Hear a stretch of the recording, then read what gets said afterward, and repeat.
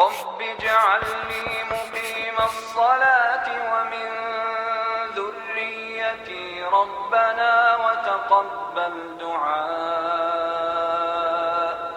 ربنا اغفر لي ولوالدي وللمؤمنين يوم يقوم الحساب.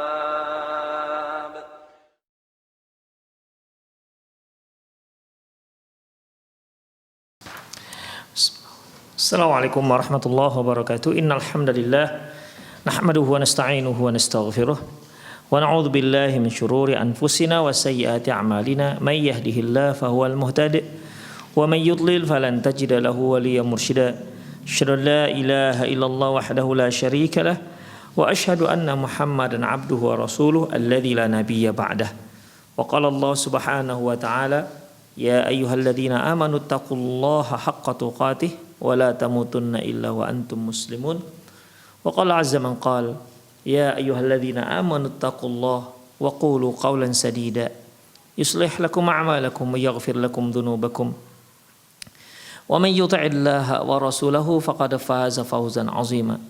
Ya ayyuhan nasu taqu rabbakumul ladzi khalaqakum min nafsin wahidah wa khalaqa minha zawjaha wa batha minhuma rijalan katsiran wa nisaa'a wattaqullaha alladzi tasaaluna bihi wal arham innallaha kana 'alaikum raqiba.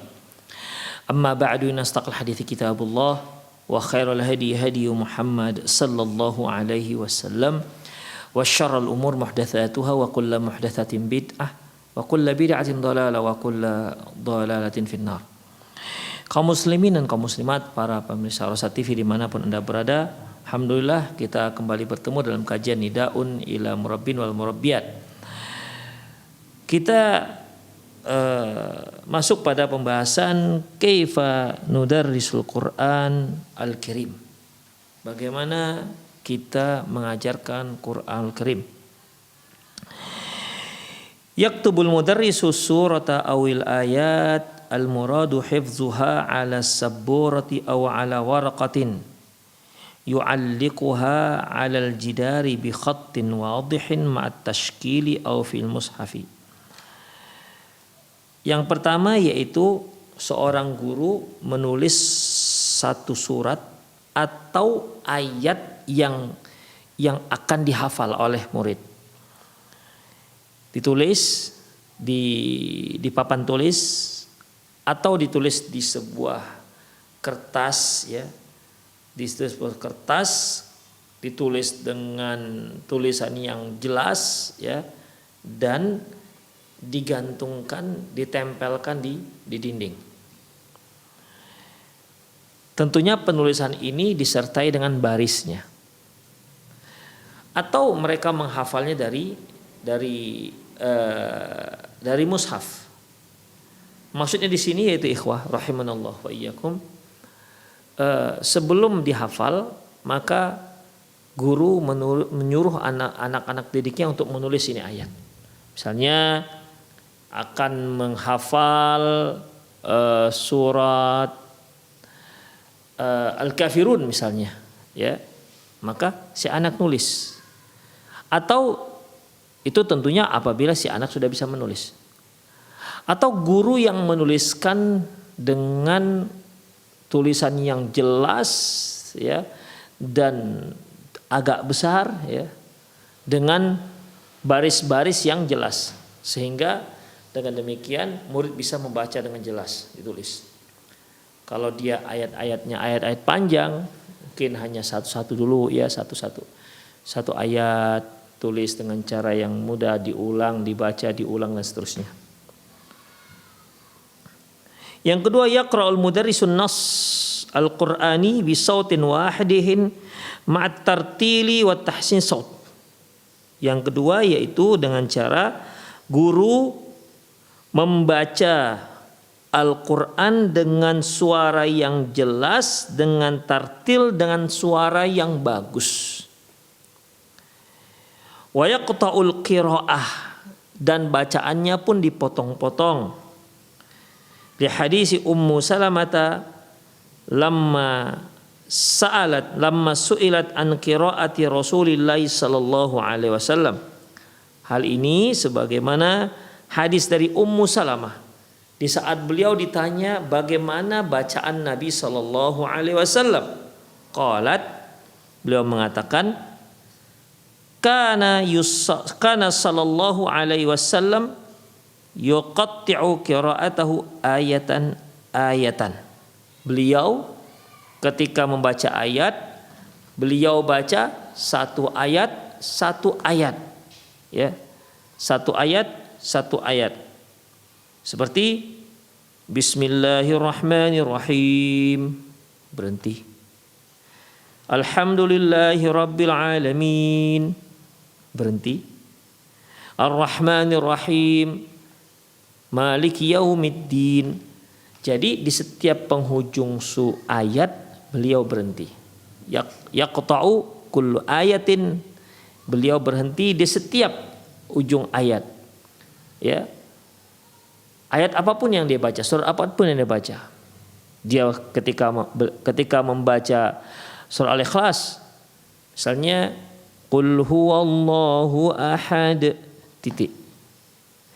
Allahu samad, titik.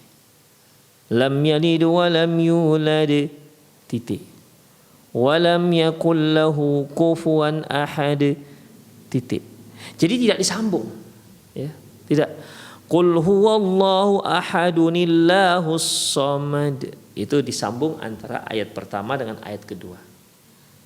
Nah, kalau dia baca Al-Fatihah misalnya Alhamdulillahi rabbil alamin arrahmanir rahim maliki yaumiddin, 3 ayat dibaca dengan satu nafas, disambung. Demikian ikhwah.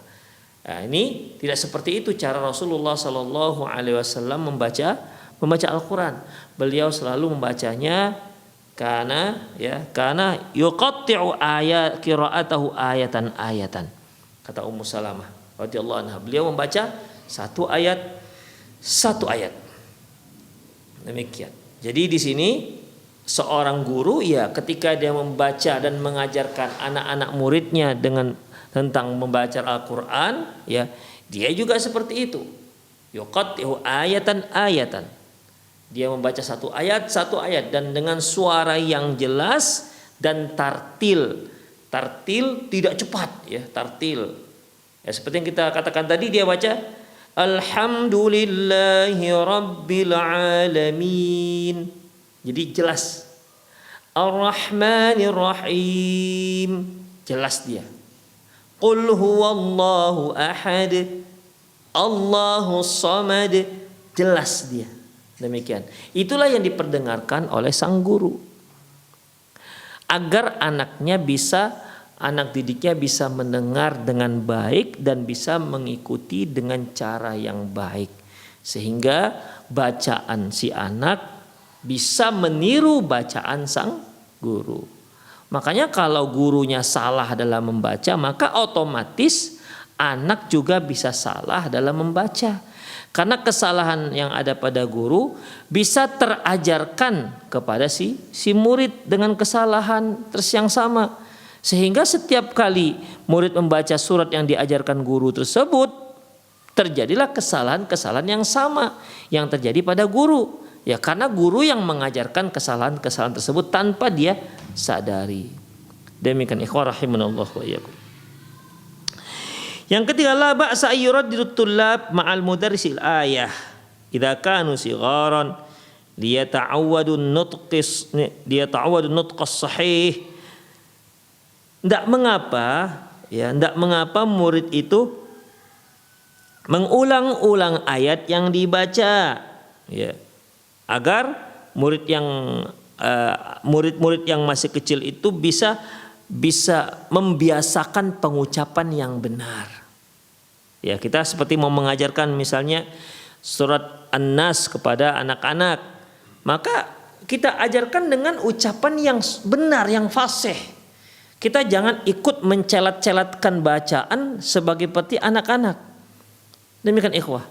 Ya, jadi ketika kita katakan Qul a'udzu birabbin nas, kita benar-benar mengajarkan anak seperti itu. Dan masya Allah, anak-anak bisa ikhwah. Ya. Anak-anak bisa. Mereka masih kelas 1, tapi ketika membaca Al-Fatihah, Masya Allah ya, benar-benar pas. Itu dikarenakan apa? Dikarenakan gurunya ketat dalam pengajaran membaca Al-Quran tersebut. Makharijul hurufnya. Dan Masya Allah, anak-anak bisa. Dan Allah sudah mengatakan, walaqad yassarnal Qur'an lidzikri fahal min muddakir. Sungguh Al-Quran ini sudah kami mudahkan untuk mengingatnya. Ya. Allah Subhanahu wa ta'ala telah memudahkan Al-Quran. Siapa saja bisa mengucapkan dengan cara yang baik dan benar. Tinggal kita membiasakan si anak apa tidak. Demikian. Apabila seorang guru mengajarkan Al-Fatihah misalnya, Alhamdulillahi Rabbil Ngalamin, otomatis murid juga seperti itu. Ya. Otomatis itu, ikhwah. Karena dia suaranya seperti itu, maka akan ditiru oleh murid-muridnya. Demikian. Mengapa kita lihat ada yang bisa membaca tapi hasilnya salah-salah? Karena dasarnya sudah salah. Ya. Dasarnya sudah salah. Ketika dia mengenalkan huruf hijaiyah dan cara pengucapannya saja sudah salah. Sehingga ketika dia masuk ketika membaca Al-Quran juga salah. Ketika dia salah dalam membaca Al-Quran, otomatis nanti menghafalnya juga salah. Makanya metode menghafal Quran nih ikhwah ya. Kita harus benarkan dulu bacaan murid. Makanya tadi disebutkan guru membaca. Ya, guru yang membaca dengan cara yang benar dan baik yang jelas diikuti oleh muridnya. Guru juga mengkoreksi, tidak apa diulang-ulang. Yang penting bacaannya bagus. Agak lama, tidak apa-apa agak lama.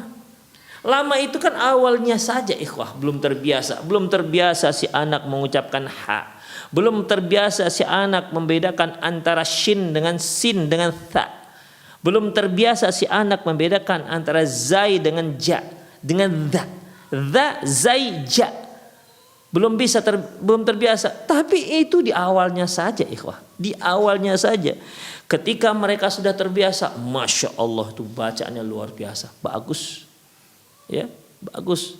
Tapi kalau sang guru dari awal mereka tidak begitu perhatian dengan masalah ini, ketika si murid membaca ijajul jilatil ardu jiljalaha, semuanya jim. Kenapa? Guru tidak memperhatikan itu. Ya. Bisa saja si guru benar bacaannya, tapi ketika si anak membaca dia tidak begitu mengkoreksi. Ya, tidak begitu mengkoreksi. Demikian. Ya sering ikhwah di awal-awal kita menghafal Quran atau di awal-awal kita membaca Al-Quran, ada guru-guru itu yang ketat, Masya Allah. Ya, mereka tidak akan pindah ke ayat dan surat berikutnya sampai kita mengucapkan dengan ucapan yang benar.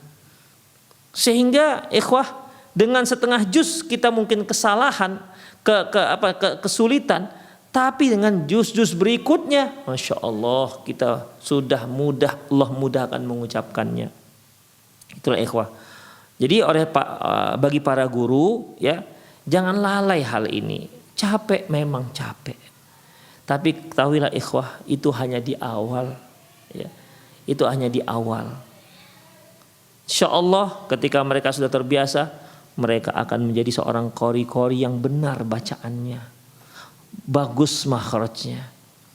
Demikian, dan ini yang diinginkan oleh Allah Subhanahu wa ta'ala. Sehingga Allah mengatakan la tuharrik bihi lisanaka lita'ajjala bihi. Muhammad, jangan kamu menggerakkan lisanmu hanya untuk mempercepat bacaannya. Jangan. Artinya tidak apa-apa, pelan-pelan saja tapi benar. Ya. Makanya Ibnu Abbas radhiyallahu anhu beliau membaca Al-Quran itu menggerakkan lisannya sebagaimana beliau melihat Rasulullah menggerakkan lisannya. Jadi memang benar-benar talaki.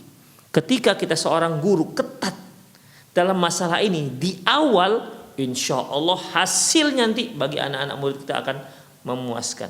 Tapi kalau di awal kita tidak ketat, Allahu Akbar, pengaruhnya nanti.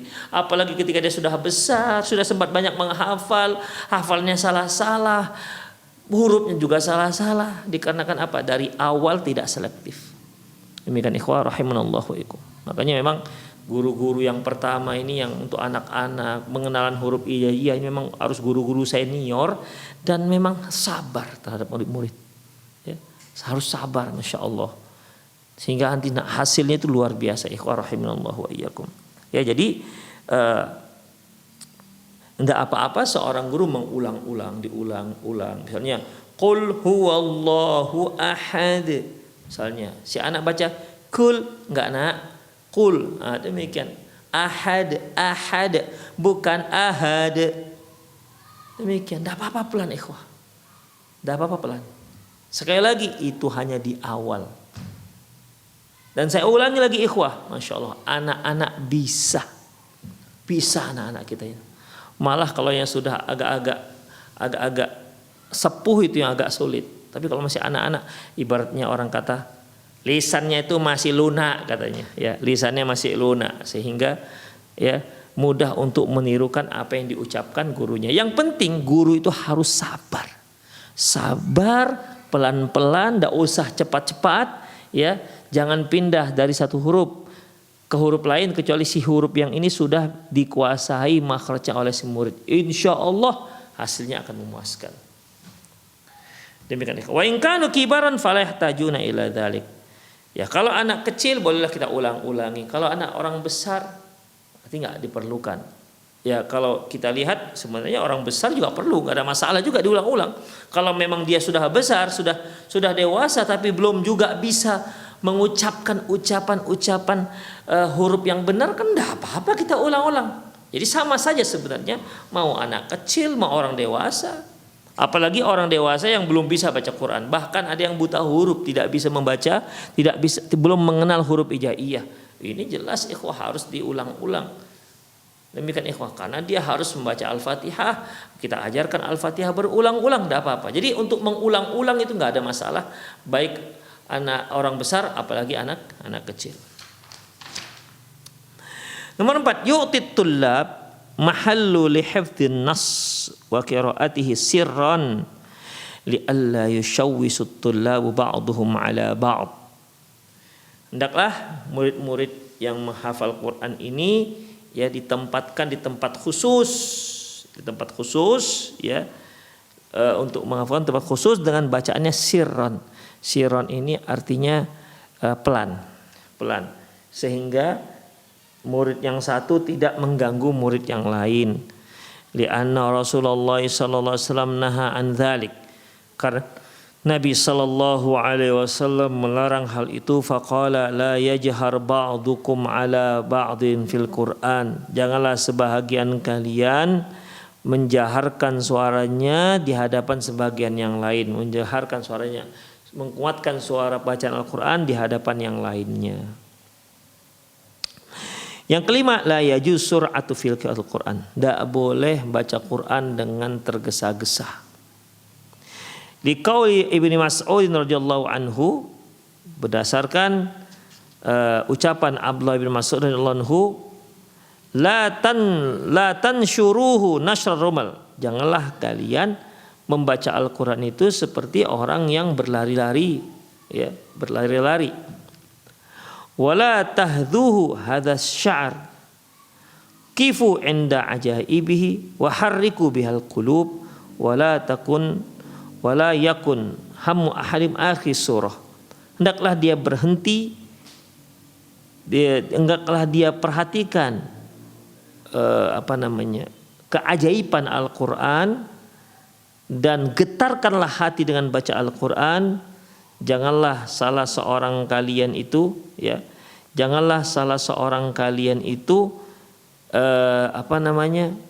targetnya yaitu harus segera sampai di akhir surat. Demikian ikhwah, ini biasanya kalau kita punya target satu hari misalnya 1 juz, ya, maka akhirnya kita bacanya pun cepat supaya sampai di baris yang terakhir di juz tersebut. Demikian ikhwah.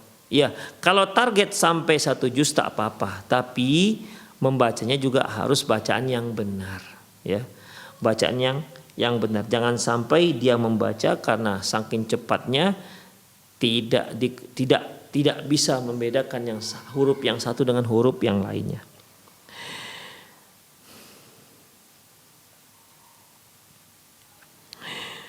Kemudian nomor 6, alla yasmah al-mudarris litullabi qawli sadaqallahul azim. Yang keenam yaitu cara mengajarkan Al-Quran terhadap anak murid. Yang terakhir yaitu jangan biarkan si murid mengucapkan di akhir bacaan dengan sadaqallahul azim. Mengapa demikian? Li'adami wujudi dalil syar'iin 'alaiha. Karena memang tidak ada dalil syar'inya.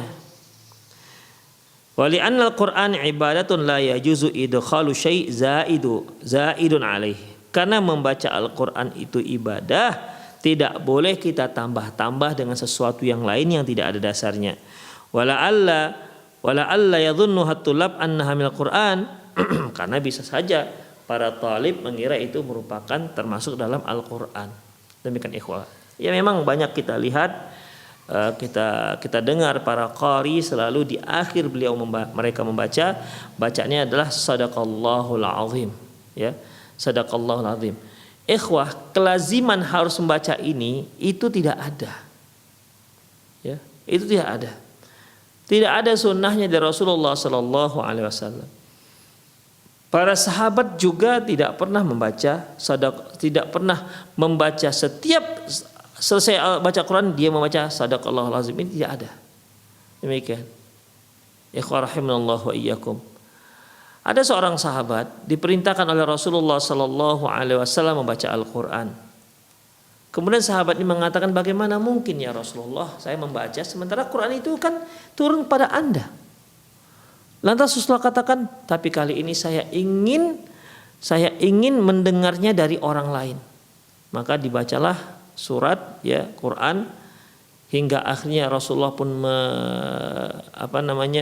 berlinang air mata saat itu ketika mendengar bacaan sahabat tadi, dan Rasulullah katakan hasbuk, cukup. Rasulullah tidak menyuruh untuk baca sadaqallahul azim. Memang ada dalam Al-Quran, kul sadaqallah fattabi'u millata Ibrahim hanifan. Katakan sadaqallah. Sadaqallah ini ikhwah rahimanallahu wa iyyakum. Ucapan ini benarlah Allah, maksudnya ini benar Allah dan pendusta orang-orang Yahudi tersebut. Yang benar adalah Allah Subhanahu wa taala. Jadi di situ tidak ada kaitannya dengan ucapan setiap kali selesai baca Quran. Demikian ikhwah. Ya, namun di sini perlu kita rinci ikhwah. Ucapan sadaqallah ya, sadaqallahul azim. Benar memang Allah itu benar. Ya, ucapan sadaqallahul azim, maha benar Allah atas segala firman-firman-Nya, betul. Ya, itu tidak disangkalkan lagi kebenarannya. Tetapi kalau kita lazimkan setiap kali setelah baca Al-Quran kita harus membaca sadaqallahul azim, maka ini menjadi jatuhnya menjadi perbuatan yang tidak ada dasarnya. Demikian ikhwah. Sebenarnya ucapan saja, apa saja. Misalnya setelah kita baca Quran, kita berdoa. Ya silahkan kita berdoa setelah baca Quran. Demikian ikhwah. Setelah baca Quran kita katakan alhamdulillah, segala puji bagi Allah karena saya sudah selesai baca Quran. Boleh silahkan. Tapi melazimkan dengan satu perbuatan, ya, melazimkan, apalagi meyakini disunahkan membaca sadaqallahul azim setelah selesai baca Quran. Setiap kali setelah baca Quran, keyakinan harus mengucapkan sadaqallahul azim, harus mengucapkan alhamdulillah misalnya, ya. Ucapan ini yang seharusnya boleh saja diucapkan di mana-mana, tapi ketika dia dilazimkan dengan suatu ibadah, maka dia perlu dalil. Ya, maka dia membutuhkan dalil. Kalau tidak, dia bisa jatuh pada bid'ah. Contohnya ikhwah. Ketika seorang selesai sholat, Assalamualaikum warahmatullahi wabarakatuh. Assalamualaikum warahmatullahi wabarakatuh. Boleh nggak dia push up? Boleh nggak dia sit up? Atau boleh nggak dia tiduran? Jawabannya boleh. Kenapa? Karena sholat sudah selesai. Ketika dia mengucapkan Assalamualaikum warahmatullahi wabarakatuh, sudah selesai sholat. Karena sholat itu sendiri definisinya yaitu ibadatun khasun tahrimuha, ya, ibadatun khasatun min qaulin aw af'alin tahrimuha takbirah wa tahliluha at-taslim. Demikian. Ibadah khusus yang terdiri dari perbuatan dan ucapan, ya, yang pengharamannya dengan takbir, penghalalannya dengan salam. Jadi ketika kita sudah mengucapkan assalamualaikum warahmatullah, otomatis kita sudah boleh melakukan apa yang tidak dibolehkan. Tapi ketika kita masuk takbiratul ihram, Allahu akbar, takbiratul ihram, takbir yang mengharamkan semua ucapan, mengharamkan semua perbuatan kecuali perbuatan dan ucapan salat. Nggak boleh lagi orang makan ketika setelah takbiratul ihram. Nggak boleh dia lagi jahit. Nggak boleh dia lagi teriak-teriak. Ya, nggak boleh. Demikian ikhwah. Kecuali gerakan dan ucapan salat. Sampai kapan itu tidak dibolehkan? Sampai salam. Begitu dia assalamualaikum, maka yang tadinya tidak dibolehkan, yang tadinya diharamkan sudah kembali halal. Demikian ikhwah. Taib. Setiap kali dia assalamualaikum warahmatullah, lantas dia push up 3 kali misalnya. Kalau kita katakan tidak apa-apa karena itu di luar sholat. Tetapi ketika dia meyakini bahwasanya push up itu disunahkan setiap kali selesai sholat, ini bermasalah dia. Ya, ini menjadi suatu perkara yang bermasalah karena yang seharusnya push up itu tidak ada hubungan dengan syariat. Sehingga sekarang ketika dia yakini itu adalah sunnah, itu disyariatkan, jadilah push up itu pensyariatannya terkait dengan sholat. Dan ini kalau tidak ada dalil, dia bisa jatuh pada bid'ah. Demikian ikhwah rahimanallahu wa iyyakum. Ya. Oleh karena itu satu amalan, ya, satu amalan yang terkait dengan jumlah, maka lakukanlah sesuai dengan jumlah yang ditentukan. Jika dia terkait dengan waktu, maka laksanakan sesuai dengan waktu yang sudah ditentukan. Jika dia terkait dengan tempat, ya, seperti misalnya haji misalnya, maka laksanakanlah sesuai dengan tempat yang sudah disyariatkan. Jika dia terkait dengan kaifiat, tata cara, ada tata caranya, maka laksanakan sesuai dengan tata cara yang sudah disyariatkan. Jika dia terkait dengan jenis, ya, jenis ini maksudnya ikhwah seperti kurban, hewan yang dikurbankan itu ya harus hanya 3 jenis, unta, sapi dan kambing. Demikian ikhwah, ya. Maka tidak boleh berkurban selain dari 3 jenis hewan ini. Itu namanya jenis. Kalau ada yang mau menyembelih rusa misalnya, maka nggak boleh, nggak sah. Demikian ikhwah. Atau ada yang mau menyembelih ayam misalnya, sebagai pengganti kambing yang harganya misalnya 2,5 juta, maka dia sembelih ayam yang jumlahnya sekitar 500 ekor misalnya, maka nggak boleh karena di luar daripada jenis yang sudah tentukan. Demikian ikhwah rahimanallahu wa iyyakum. Ya, jadi ketika satu ibadah terkait dengan jenis, maka laksanakan sesuai dengan jenisnya. Demikian ikhwah rahimanallahu wa iyyakum. Ya. Ada juga suatu ibadah sudahlah terkait dengan jumlah, terkait dengan waktu, terkait dengan tempat, terkait dengan kaifiat. Demikian ikhwah. Contohnya apa ini? Salat tahiyatul masjid. Dia terkait dengan jumlah. Laksanakan sesuai dengan jumlahnya. Ya. Idza dakhala ahadukumul masjid fala yajlis hatta yarka' raka'atain. Apabila salah seorang kalian duduk di masjid, masuk masjid, janganlah dia duduk sampai dia salat 2 rakaat. Ada jumlahnya. Kemudian ada tempatnya, ya di masjid. Enggak ada yang enggak ada ya salat tahiyatul gede, itu enggak ada, ya. Kemudian terkait dengan kaifiat kan? Terkait dengan kaifiat. Ya salat kan ada kaifiatnya. Demikian ikhwah rahimanallahu wa iyyakum. Waktu, kalau waktu enggak ada dia enggak terkait dengan waktu. Demikian. Jadi ada yang terkait dengan jumlah, tempat, waktu, kaifiat, jenis, ya, jenis, dan satu lagi terkait dengan sebab. Misalnya ada ibadah yang dia itu harus ada sebabnya baru disyariatkan untuk dilakukan. Seperti apa? Gerhana. Dilakukan dikarenakan gerhana, terjadi gerhana. Sebabnya, makanya kalau nggak gerhana tidak ada yang namanya sholat gerhana. Demikian juga sholat minta hujan dikarenakan musim kemarau, hujan tak turun-turun, maka adalah disebut dengan sholat istisqa, sholat minta hujan. Itu dikatakan suatu ibadah yang terkait dengan sebab. Demikian ikhwah rahimanallahu wa iyyakum. Dan itu semua harus disesuaikan dengan dalil yang sudah ada. Kalau dia tidak ada terkait dengan jumlah, maka jangan kait-kaitkan dengan jumlah.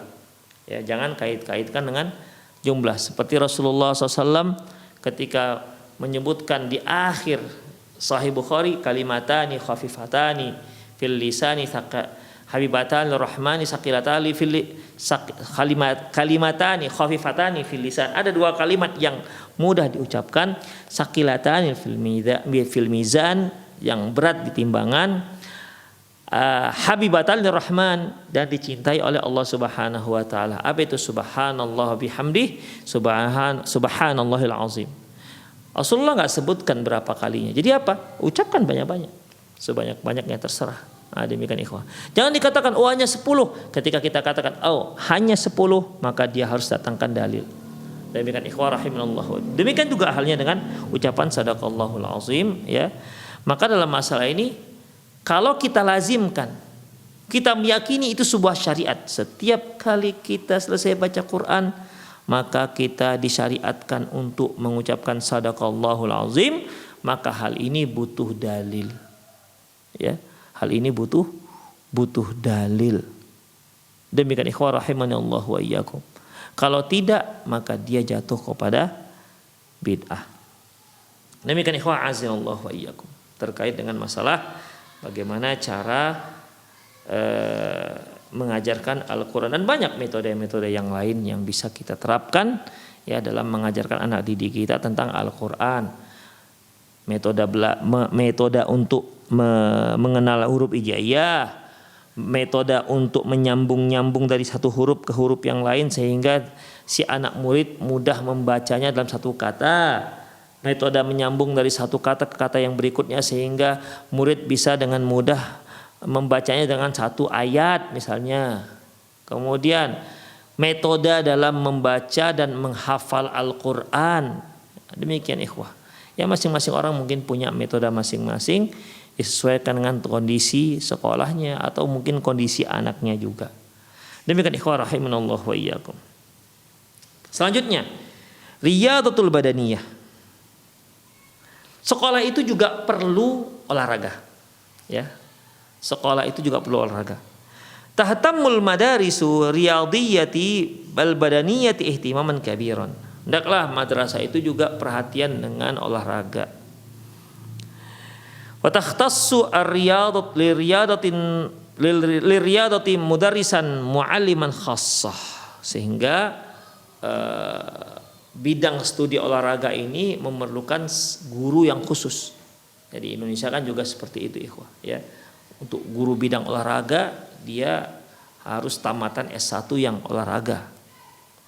Wa 'alal mudarribi ar-riyadi ayyubayyana li tulabihi, dan bagi si guru atau si pelatih yang melatih murid-muridnya dalam berolahraga, maka harus dia jelaskan, memberikan penjelasan kepada murid-muridnya.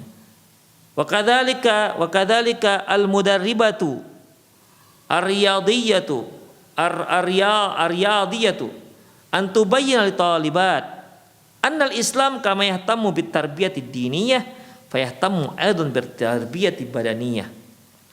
Apa yang mereka jelaskan? Demikian juga guru-guru olahraga perempuan yang mengajarkan anak-anak perempuan olahraga, mereka juga harus jelaskan. Intinya guru-guru olahraga ini harus menjelaskan kepada murid-muridnya bahwasanya Islam itu selain sangat perhatian dengan pendidikan agama, juga perhatian dengan pendidikan olahraga, ya, untuk menyehatkan badan.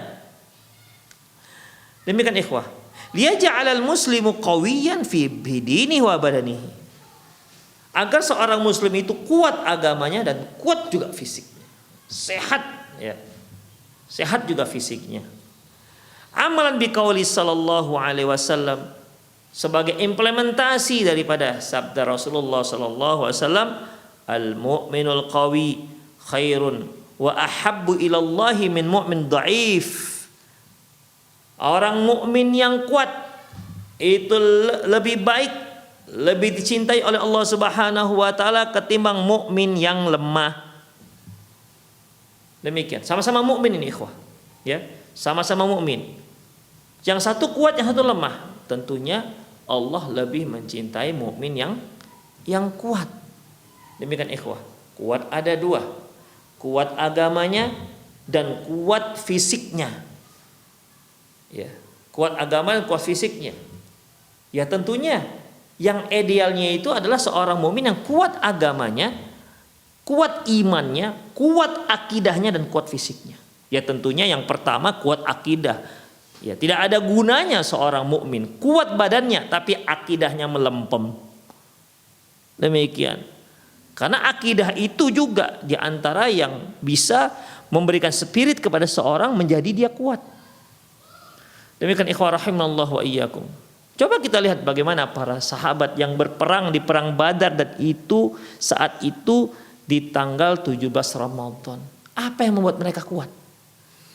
Apakah dikarenakan mereka itu seorang yang terus latihan angkat barbel sehingga badannya ototnya keluar begitu? Enggak. Tapi mereka kuat. Demikian ikhwah. Mereka kuat. Ya. Yang membuat mereka kuat, motivasi menjadi kuat adalah tauhid mereka yang kuat. Karena tauhid mereka yang kuat, termotivasilah mereka agar jasad mereka juga kuat. Sehingga mereka dengan jasad mereka yang kuat ini bisa membela agama Islam. Itu motivasi pertama. Demikian ikhwah. Ya. Jadi seorang mukmin motivasi badannya supaya menjadi kuat itu juga sebagai ibadah. Karena tujuan dia supaya kuat badannya, kuat fisiknya, itu untuk ibadah kepada Allah Subhanahu wa taala. Demikian ikhwah. Jadi motivasi pertama itu muncul dari agama, muncul dari tauhid, muncul dari keimanan kepada Allah Subhanahu wa taala. Jadi luar biasa ikhwah, ya. Jadi seorang mukmin itu ketika dia berlari misalnya, ya.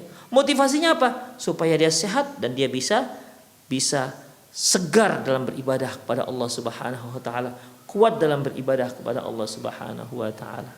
Kuat ketika dia melihat ada orang yang terzalimi, dia bisa menolongnya. Demikian ikhwah. Itulah seorang mukmin. Jadi al-mu'minun qawiyun, seorang mukmin kuat artinya tentunya yang pertama kuat tauhidnya, yang kedua kuat fisiknya, khairun wa ahabbu ilallah min mu'min dhaif, lebih baik dan lebih dicintai oleh Allah Subhanahu wa taala ketimbang mukmin yang lemah. Wa fi kullin khair. Namun kedua-duanya ada kebaikan. Kedua-duanya baik, ya. Kedua-duanya baik.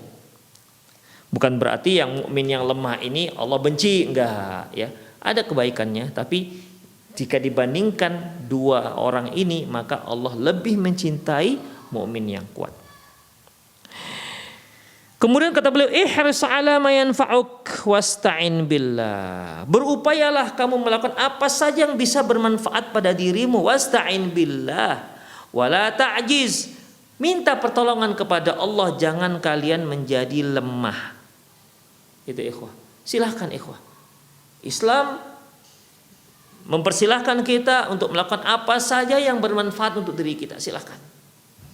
Silahkan kita gali potensi kita. Untuk agar bisa bermanfaat untuk diri kita dan untuk masyarakat sekitar kita. Apalagi Rasulullah pernah mengatakan khairun nas anfa'uhum linnas. Sebaik-baik manusia adalah orang yang paling banyak manfaatnya untuk manusia yang lain. Demikian ikhwah. Kalau dia seorang yang kuat, banyak yang bisa dia gunakan, banyak yang bisa dia lakukan. Ya, dia bisa membantu untuk mengangkat. Dia bisa membantu secara fisik, banyak yang bisa dia lakukan. Demikian ikhwah rahimanallah wa iyyakum. Jadi ihris ala ma yanfa'uk. Berupaya, lakukanlah apa saja yang bermanfaat untukmu. Demikian ikhwah. Dan memang salah satu tanda bagusnya Islam seseorang yaitu kata Rasulullah min husni islamil mar'i tarkuhu ma la ya'ni. Di antara tanda bagus dan baiknya Islam seseorang, dia meninggalkan apa yang tidak bermanfaat, apa yang tidak penting bagi dia. Demikian ikhwah. Namun sayangnya kita lihat banyak kaum muslimin ya melakukan hal-hal yang tidak bermanfaat. Tidak bermanfaat di dunia, apalagi akhirat. Ya, tidak bermanfaat di dunia, apalagi akhirat. Sehingga waktunya habis, ya terbuang untuk melakukan hal-hal yang sama sekali tidak bermanfaat untuk dunia dan akhiratnya. Demikian ikhwah. Ihras ala ma yanfa'uk. Cobalah ubah cara hidupmu dan lakukan, carilah hal-hal yang bisa bermanfaat. Silakan untuk duniamu dan untuk akhiratmu. Wala ta'jiz, dan jangan lemah, ya, dan jangan merasa lemah. Fa in asabaka syai' fala taqul law anni fa'altu kadza wa kadza. Kalau seandainya kamu tertimpa sesuatu, jangan kamu katakan seandainya aku begini dan begitu. Misalnya begini, misalnya seandainya tadi saya tidak keluar rumah, niscaya saya tidak akan ditabrak oleh mobil misalnya. Ya, tadi sebenarnya sudah saya ngantuk saya sebenarnya katanya, tapi entah kenapa saya keluar. Seandainya saya tidak keluar rumah, tentu saya tidak ditabrak oleh mobil. Demikian ikhwah. Ya ini seandainya untuk yang memiliki makna penyesalan apa yang sudah dilakukan, ya ikhwah, ini tidak dibenarkan. Walakin qul qaddarallahu ma syaa fa'alah, tapi ucapkanlah qaddarallahu ma syaa fa'alah. Ucapkanlah qaddarallahu ma syaa fa'alah, ini merupakan sudah takdir Allah, apa yang dia inginkan dia akan lakukan. Fa inna law taftahu amal syaitan. Karena law itu bisa membuka perbuatan setan, bisa membuka pintu setan. Demikian ikhwah. Misalnya kita membeli sepeda motor misalnya. Ternyata setelah kita beli motornya mogok-mogok. Seandainya saya nggak beli sepeda motor ini, tentu saya tidak akan banyak rugi. Jadi katanya seandainya ini law ini itu ada penyesalan atas apa yang sudah dilakukan. Ini tidak dibolehkan ikhwah dalam Islam. Makanya kita dalam Islam ikhwah, ketika kita melakukan sesuatu, maka di antara syariatnya adalah istikharah. Kita pertimbangkan bagus-bagus, ya. Kemudian setelah kita memilih mana yang terbaik, istikharahlah kepada Allah Subhanahu wa taala. Doa istikharah, salat 2 rakaat yang tidak wajib, kemudian istikharah. Demikian ikhwah. Ya, kemudian tawakal pada Allah Subhanahu wa taala. Seorang pemuda yang melamar seorang gadis yang menurut penilaiannya pada waktu itu inilah yang terbaik untuk dirinya. Tapi ternyata setelah menikah, ternyata istrinya itu tidak sebagaimana ekspektasi yang dia inginkan. Demikian juga seorang wanita, ternyata laki-laki yang dia terima lamarannya tidak sebagaimana ekspektasi yang dia inginkan. Sehingga muncul, seandainya saya menerima si fulan, bukan suami saya yang sekarang, tentu hidup saya akan lebih tenang. Ikhwah, siapa bilang? Ya siapa bilang? Kalau Anda hidup dengan si laki-laki yang Anda tolak kemarin itu lebih tenang? Belum tentu. Demikian, belum tentu. Tapi katakan qadarullah ma syaa fa'ala. Jadi setan itu ingin membuat kita itu menjadi keluh kesah, gelisah, menyesal, sehingga kita meninggalkan hal-hal yang seharusnya kita lakukan. Kita meninggalkan seharusnya hal-hal yang seharusnya bermanfaat untuk diri kita. Penyesalan yang enggak ada guna, ikhwah. Ya sudah, kita sudah putuskan, itu merupakan takdir kita. Apapun efeknya, efek negatifnya, apapun hal-hal yang timbul dikarenakan pilihan kita, ya sudah, kita tawakal pada Allah, ya itu sudah pilihan kita. Bismillah, lanjut. Demikian ikhwah rahimanallahu. Jangan katakan seandainya aku yang kuterima si fulan jadi suamiku, seandainya aku memilih si fulanah jadi istriku, seandainya seperti ini membuka pintu setan, tidak dibenarkan. Kalimat seandainya yang dibolehkan dalam Islam itu untuk yang akan datang, bukan seandainya yang lalu, yang di dalamnya itu ada mengandung penyesalan. Menyesal tak terima akan takdir yang telah ditetapkan Allah Subhanahu wa taala. Misalnya ikhwah yang dibolehkan, laula an asyqa ala ummati la amartuhum bisiwakin inda kulli wudu. Seandainya tidak menyusahkan umatku, niscaya aku akan wajibkan pada mereka untuk bersiwak setiap kali berwudu. Itu seandainya, tapi seandainya di sini untuk ke depan, ya. Seandainya di sini untuk ke depan tidak mengapa. Demikian ikhwah rahimanallahu wa iyyakum. Jadi intinya bahwasanya ya seorang guru hendaklah menjelaskan apa sebenarnya motivasi kita berolahraga. Apa tujuan inti targetnya itu apa? Sehingga tidak hanya sekedar fun, ya. Tidak hanya sekedar senang-senang, tapi ada target yang harus kita capai. Dia adalah target yang untuk apa kita diciptakan oleh Allah Subhanahu wa taala. Allah mengatakan, "Wa ma khalaqtul jinna wal insa illa liya'budun." Tidak aku ciptakan jin dan manusia kecuali hanya untuk beribadah kepadaku. Jadi, ketika kita berolahraga, fisik kita kuat, maka kita akan kuat juga untuk beribadah kepada Allah Subhanahu wa taala. Anda seorang suami, Anda gemar berolahraga agar dengan demikian fisik Anda kuat, Anda bisa bisa melaksanakan kewajiban-kewajiban Anda sebagai suami untuk bekerja, memenuhi kebutuhan rumah tangga Anda. Bukankah ini sebuah ibadah? Ya, bukankah ini sebuah ibadah? Mengandung pahala. Demikian. Ya, jadi pentingnya berolahraga. Apalagi sekarang ini ikhwah sangat penting bagi kita untuk berolahraga. Tapi ingat jangan sampai gara-gara olahraga ya akhirnya ada hal-hal ataupun kewajiban-kewajiban yang terabaikan. Apakah kewajiban keluarga, kewajiban sesama, apalagi sampai kewajiban Allah Subhanahu wa taala. Demikian ikhwah rahimanallahu wa iyyakum.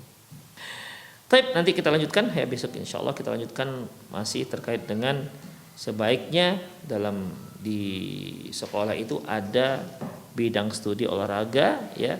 Dan ini untuk menguatkan fisik kaum muslimin, fisik anak-anak ya, sehingga mereka tetap sehat ya, mereka bisa terus belajar dengan baik. Demikian ikhwah, itu saja kajian kita pada sore hari ini, semoga bermanfaat. Aku qouli hadza wa astaghfirullah li wa lakum wa lisal muslimin innahu wal ghafurur rahim. Kita akhiri dengan doa kafatul majlis. Subhanakallahumma wa bihamdik, asyhadu an la ilaha illa anta, astaghfiruka wa atubu ilaik. Wa sallallahu ala nabiyina Muhammad wa ala alihi wa ashabihi jamain. Wa akhiru da'wana alhamdulillahirabbil alamin. Assalamualaikum warahmatullahi wabarakatuh.